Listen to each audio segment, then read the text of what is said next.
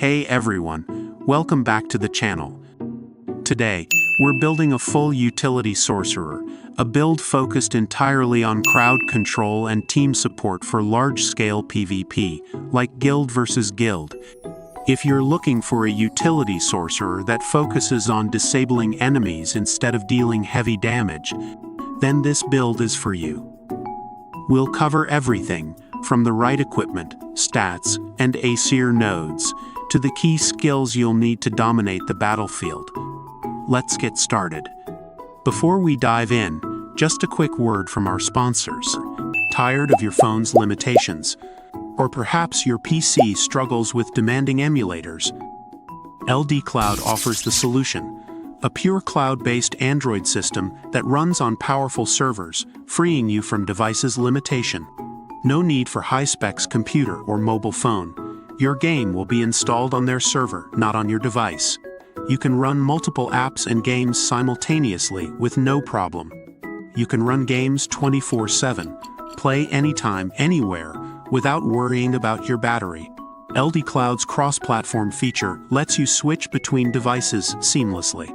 Never miss out on those experience points, grind wherever you go. Try it, register now. First, let's talk about the equipment. Weapon, Advanced Survival Rod Star.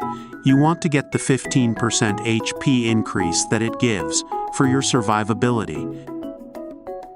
Offhand, Static Shield. This will give you elemental damage reduction of 25%. Armor, Meteorite Armor. This will give you 50% frozen and stun status resistance as base stats.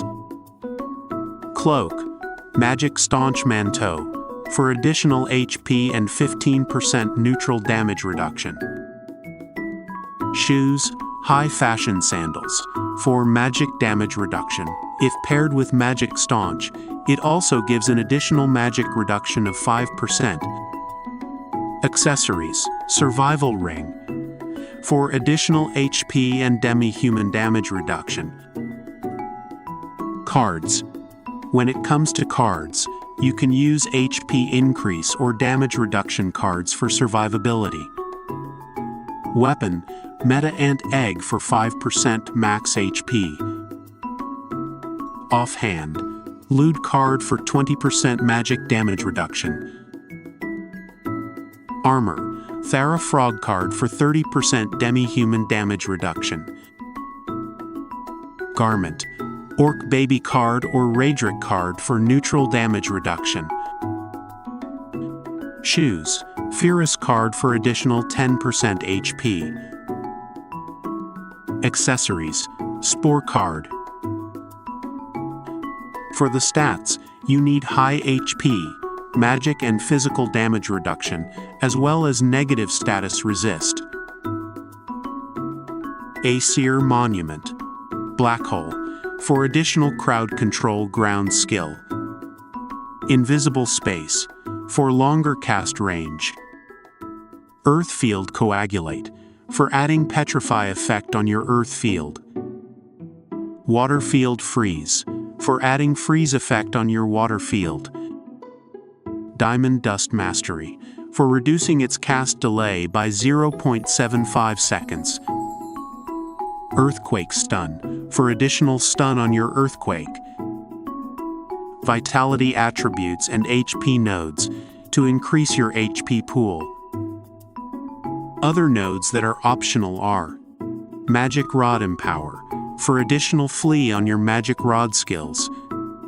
Just take note that players can easily counter high flee rate players at this point of the game, but if you think it will help boost your flee rate, then get this one. Flammable Net Empower, for 15% magic defense reduction. Skills. Here are the skills that I often use.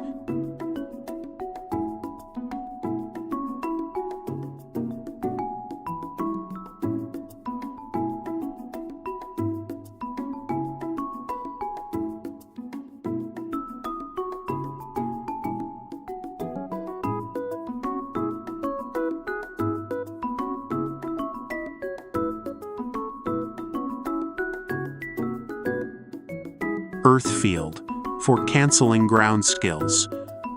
One of the skills that makes Sage class great in PvP.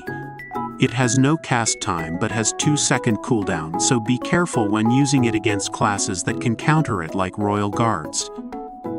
Remove Buff. This skill can be used on allies to remove debuffs and become immune to debuffs for 9 seconds, but when used against enemies, they lose all their buffs, making them more vulnerable and weak. This is also the reason why your damage will get abnormally high when dealing against Royal Guards. Make sure to use it wisely since it has long cooldown of 12 seconds. Spellbreaker.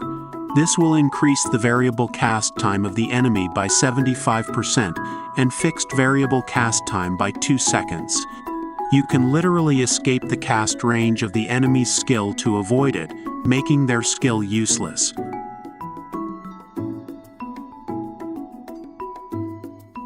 Arulo. This skill will inflict sleep on up to 8 enemies, and it's surrounding the target.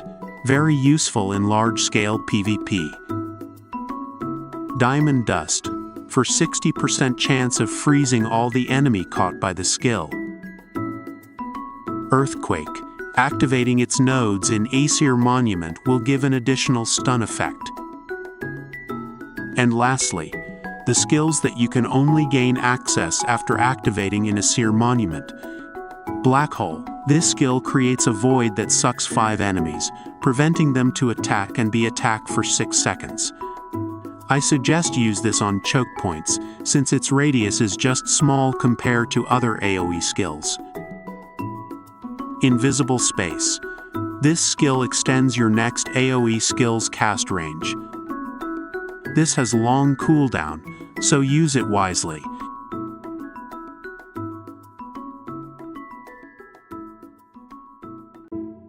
And that wraps up our full utility sorcerer build.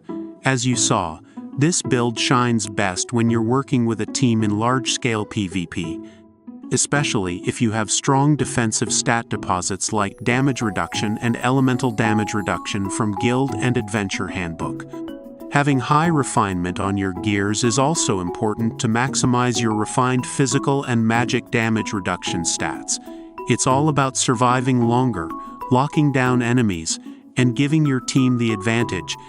If you enjoyed this guide, don't forget to leave a like, subscribe, and hit that notification bell so you won't miss out on more PvP builds and gameplay tips. Thanks for watching.